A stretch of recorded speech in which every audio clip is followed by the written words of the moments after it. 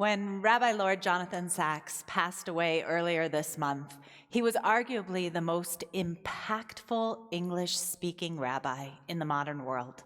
Prolific, profound, patient, persuasive, powerful. His words touched and transformed countless lives. If anyone was born to be a rabbi, it was Rabbi Lord Jonathan Sacks. Except, to hear him tell it, becoming a rabbi, let alone becoming the spiritual guide of a generation, was not his plan. In an interview this past summer with Tim Ferriss, Rabbi Lord Jonathan Sacks tells a story about himself as a 20-something young Jonathan. Young Jonathan thought that he would grow up to be an accountant or a lawyer. The year, he says, was 1968, when Simon and Garfunkel were counting the cars on the New Jersey Turnpike, and they've all come to look for America. In 1968, he shared, the end of my second year of university at 20 years old, I thought to myself, I don't know much about Judaism, about religion, but I do know there are lots and lots of distinguished rabbis. And so I decided to take a plane to the States and buy a Greyhound bus ticket, $100, unlimited travel. He says, I went around looking for America and counting the rabbis, not the cars. And I met lots and lots of terrific rabbis. It turns out that although he had grown up in an observant family, Rabbi Sacks's family were practical folks. His father, a businessman, and his mother drove an ambulance in London during the Blitz. He attended schools with names like St. Mary's Primary School and Christ's College. But something possessed him to make a modern pilgrimage, collecting conversations with rabbis all over America that summer. The extraordinary thing, he said, was that almost all of them mentioned a name to me, which I had never heard before. And the name was Rabbi Menachem Mendel Schneerson. And they said, you must meet him because he is the great leader of our time. And so one day, young Jonathan shows up at 770 Eastern Parkway in Brooklyn. I've come 3,000 miles to meet the Lubavitcher Rebbe, he says. Could I please get an appointment? He was laughed out of the room. Do you know how many thousands, tens of thousands of people are waiting to have a meeting with the Lubavitcher Rebbe, the scheduler said? He's got hundreds of thousands of followers, and they all want to see him. Come back next year, or in 10 years, or forget about it. But young Jonathan was not to be deterred. Well, look, he said, I'm traveling around on this Greyhound bus, and I don't know where I'm going to be when, but I do know that I'm going to be in Los Angeles because I have an aunt there. So here's the phone number of my aunt, and if the Lubavitcher Rebbe finds that he can see me, please give me a call and let me know, and I'll come back to New York. Would you believe it? But a few weeks later, young Jonathan got a call in Los Angeles on a Sunday night that the Rebbe would see him on Thursday. Amazingly, he hopped back onto a Greyhound bus for 72 hours of nonstop travel back to New York for a 25-minute appointment with the Rebbe. It's an appointment that he credits with changing his life. And I'll add, the lives of so many of us who have been touched over the years since by Rabbi Sacks's brilliant Torah, taught with his trademark gentle tone. What happened there in the Rebbe's office? Rabbi Sacks shares, the interesting thing was that he didn't really let me ask him questions. He asked me questions. He was interviewing me, and he said to me, "How many Jewish students are there at Cambridge University?" And I said, "I don't know, around 1,000? The Rebbe then asked, "How many Jewish students are involved in Jewish life?" Rabbi Sachs, young Jonathan at the time, replied, "About 100. The Rebbe replied, "You mean 90% are just completely disengaged? What are you doing about it?"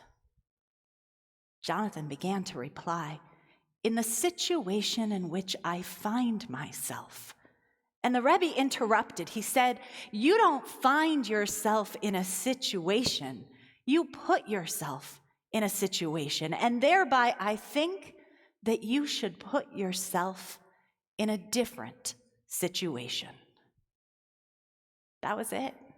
Rabbi Sachs reflected, when you are told by one of the greatest spiritual leaders of the 20th century that you are going to have to lead because you are in a situation where you can do something, that actually did change my life. He concludes, "Good leaders create followers. Great leaders create leaders." That's what the Rebbe did to transform Jonathan Sachs, a wandering Jew, a stranger in a strange land, into Rabbi Lord Jonathan Sachs. Jonathan Sachs was seen, and he made it his lifetime mission to see others. Jonathan Sachs was inspired, and he made it his lifetime mission to inspire others. Jonathan Sachs was charged, and he made it his lifetime mission to charge others. Listening to him throughout the interview with Tim Ferriss, it's clear that at least he felt that none of this was in his natural grain. He didn't naturally gravitate towards leadership, but the charge he received is one he paid forward with every one of his days. And so can we. Now you may say, haven't you heard? We're in the middle of a pandemic, specifically a Thanksgiving weekend that is not Thanksgiving, a simcha that would have filled our sanctuary to the brim that is now remote. We can't even see each other, let alone hop on a Greyhound traveling the country to seek out our truth. You may say, but he was the great Lord Rabbi Jonathan Sachs, and I'm just me. But then he was just Jonathan, a vulnerable young man facing an uncertain world, laughed out of the office. You may say, but he spoke directly to the Rebbe, received a personal charge. Yet each of us who hears Rabbi Sachs' story or learns his Torah is now part of the ripple of that sacred charge that the situation we find ourselves in, even, or perhaps especially now, is ours to shape. How? Well, we saw it there right now, this morning, with Alyssa beautifully stepping up to the Torah to take on the charge of leadership, the charge of bringing Torah into this world. And we saw it in our Parsha, because there's another young man who finds a calling in our Parsha today. He finds it not in the best of times, but in the worst of times. Jacob is alone, afraid, anxious about what the future will bring. And he lays his head down on a stone and has a dream that shakes his soul. He had laid down, afflicted by the situation in which he finds himself in. On the run from his brother Esau for a stolen blessing that he always felt frustrated should have been his. But he awakens to begin to own the blessing that he received and what it actually means. Not just the rights that he had imagined, but the responsibilities in a way that would lead him on to become Israel and enable his own impact to ripple through time to each and every one of us. Jacob asks then for God to be with him, to guard him on his way into an uncertain future, to have enough food to eat, and someday to return to his father's house again in peace. His prayer, his covenant, feels tailor-made for a pandemic. May God guard us all, bless us with physical health, keep us from hardship and hunger, and one day soon, may we hug our parents, our grandparents, and our grandchildren again. But those are not just wishes and worries. They are charges to us to act right now, to pay forward the covenant, the legacy that we have received, to lift up the loneliness of distance, seeing sanctity in our separation as a promise to each other to protect each other, to lift up the loss of this profoundly broken season, the anxiety and uncertainty with the question, what is asked of me now? Jacob's dream charges him with a mission. Jonathan Sacks's legacy charges us with an example. They both take the negative energy zone, the situation they find themselves in, and flip it to give them courage to rise up to shape their world.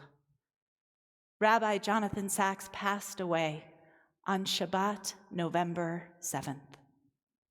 But he has left a charge for us. Before he died, he finished 2 books with 2 big asks.